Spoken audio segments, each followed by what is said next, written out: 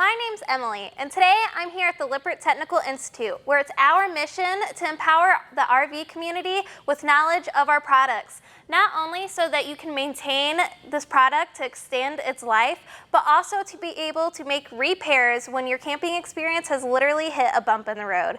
And today I want to talk about Solera awnings. So we're going to take a look at the drive side assembly because that's where most of the components that will identify this awning are. Coming to the bottom of our mounting arm attached to this wall, you'll see the switch on the outside. And that switch is a key feature of the 18-volt Solera awning. Just behind that, on the inside of the mounting arm, is the waterproof housing that keeps the water from penetrating and ruining that switch. And below that is the wire that will connect to the charger adapter that plugs into a 110 outlet.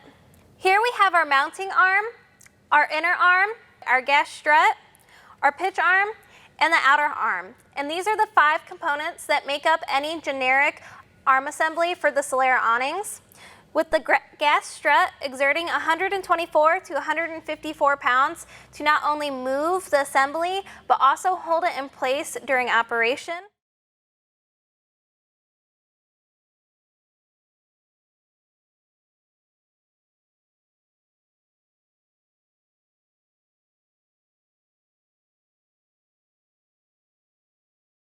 Now moving up our outer arm assembly, let's go take a look at our head assemblies.